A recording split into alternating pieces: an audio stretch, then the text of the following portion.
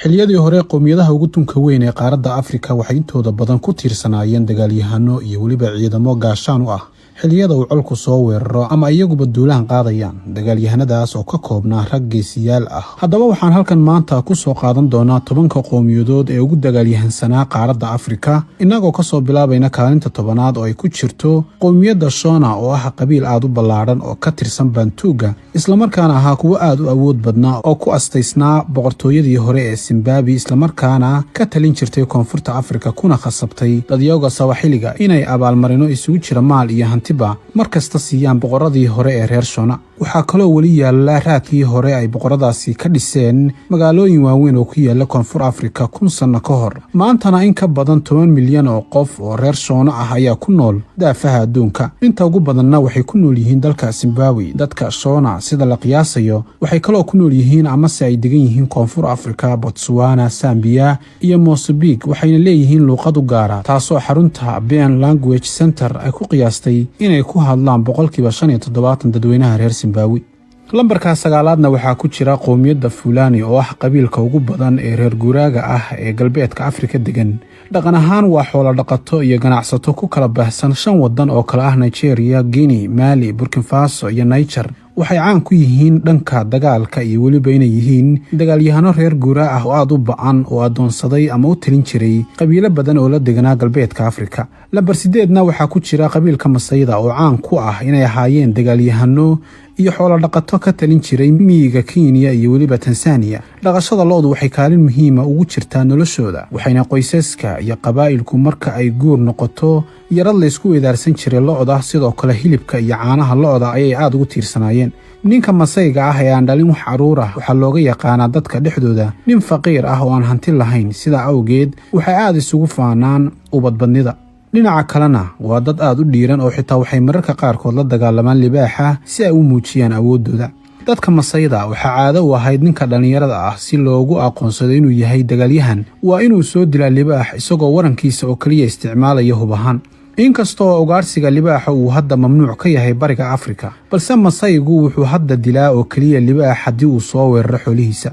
kaalinta 7aadna waxaa ku jirta qowmiyadda Mali oo iyadu caan ku ah inay dhiseen boqortooyadii ugu xooga badneed galbeedka Afrika, waxayna lahaayeen awood ciidan oo xoog leh oo ugu suurta gashay inay gumaystaan qabiilo badan oo galbeedka Afrika deganaa. colaad aad u dheer oo iyaga iyo dadweynaha barbariyiinta ku dhex martay waqooyiga Afrika waxay keentay inay halkaasi ka eriyaan boqorkii barbarka iyo weliba inay ka taliyaan soonahaas oo dhan kuna khasbaan dadkii halkaasi joogay inay ka qaadaan cashuur iyo hantiba. kaalinta 6aadna waxaa ku jirta qowmiyadda Oromada oo iyadu ah qowmiyadda ugu tirada badan bariga Afrika, isla markaana caan ku ah sida ballaaran ay isugu fidiyeen geeska Afrika qarnigii 16aad kadib markii ay duulaan ku qabsadeen dhul beereed aad u baaxad weyn. dhulkii ay waagaas heleenna waa kuwa ugu wanaagsan ee gobolka maanta. waxay kaloo Oromadu caan ku yihiin dhanka dagaalka, taariikhduna waa mid ku suntan inay burburiyeen boqortooyadii hore ee Xabashida oo ay ku bedeleen toodii la oran jiray Yechu. kaalinta 5aadna waxaa ku jirta qowmiyadda Berber oo ahayd qowmiyad Islaam ah oo xoog badan oo ku fidsan ama ka kala yimi Liibiya, Tunisia, Algeria, Morocco iyo Saxaraha galbeedka. waxay ahaayeen rag dagaalyahano ah oo caan ku ahaa inay dhul fara badan ka qabsadeen Spain. sidoo kale waxay guulo badan ka soo hooyeen dagaalo qadhaadh oo ay la galeen qowmiyadihii Farisiyiinta. waxay jabiyeen boqortooyadii Roomaanka. waxaa kaloo lagu yaqiinay inay ahaayeen baxaariin dhanka badda ah, waxayna gacanta ku hayeen badda Mediterranean-ka. waxay kaloo ku duuleen boqortooyooyin badan oo dhaca galbeedka Afrika, halkaas oo ay dad badan markii dambe diinta ku qaateen. lambarka 4aadna waxaa ku jira qowmiyadda Suluga oo iyadu dabcan waa qabiilka ugu caansan ee ilaa hadda awooddooda dhanka dagaalka loo tixgeliyo. qabiilkani waa midka ugu weyn koonfurta Afrika, waxaana loo yaqaanaa inay yihiin qabiilo dagaal badan, waxayna ku hadlaan afkooda oo loo yaqaano Isisulu oo ah luuqad si weyn looga hadlo koonfurta Afrika. dadka ka soo jeeda qabiilka Suluga waxaa lagu yaqaanaa inay yihiin dad naxariis badan oo aad u diiran, waxayna caan ku yihiin ku dhaqankooda iyo weliba aaminsanaanta dhaqanka loo yaqaano Ubuntu oo macnaheedu yahay bini'aadanimo ama dabeecad wanaagsan. kaalinta 3aadna waxaa ku jira dadka Xabashida oo iyagu ah dad siyaasad ahaan iyo dhaqan ahaanba ka soo taliyay geeska Afrika. afkooduna waa afka kaliya ee maanta looga hadlo Itoobiya iyo Eritrea iyo wadamo kale. Tiradoodu marka ay noqoto dhanka dagaalka iyo awoodda ay yeesheen waxay soo bilaabantay xilligii boqortooyadii Aksum, xilligaas oo ay gumaysan jireen Carabtii Koonfureed. waa dad ku nool dhulka buuraleyda waxayna awoodeen inay iska dhiciyaan duulaano badan oo lagu soo qaaday, waxayna dhaxleen taariikh dheer oo la halmaala xirfadahooda dagaal. kaalinta labaadna waxaa ku jira qowmiyadda loo yaqaano Nubian, waana qabiilka kaliya ee aan taariikhdooda la qiimeyn balse mudan in la xuso. waxay caan ku yihiin inay dhiseen boqortooyadii hore ee Kush oo ahayd boqortooyadii ugu cimriga dheereed Afrika. boqortooyadii Kush waxay si guul leh isaga caabiyeen dhammaan duulaanadii shisheeye ee kaga yimid bariga dhexe ilaa qaaradda Yurub, waxayna si guul leh u qabsadeen oo ay boqortooyadoodu ka jirtay Masar.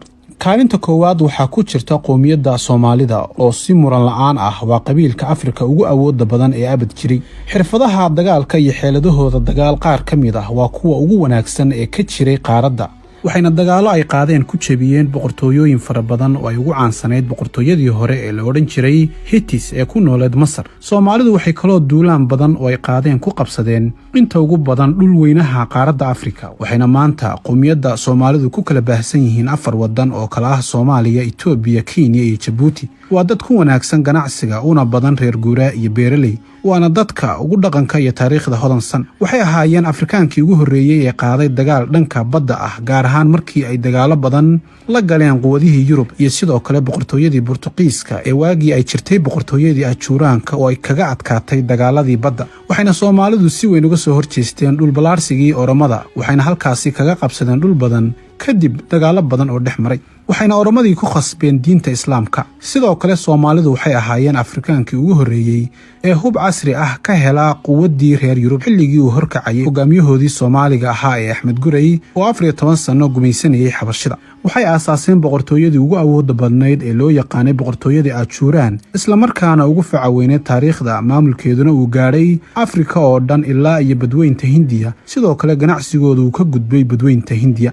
boqortooyadii hore ee Ajuuraan ayaa sidoo kale samayn jirtay safaro badda ah ilaa koonfur bari Aasiya iyadoo adeegsanaysa awooddeeda maamul, waxayna caan ku ahayd faafinta diinta Islaamka ee Afrika oo dhan iyagoo adeegsanaya hab ganacsi ama maamulba. waxaana sidoo kale taariikh ahaan Soomaalida lagu tiriyaa dadkii ugu badnaa ee adeegsan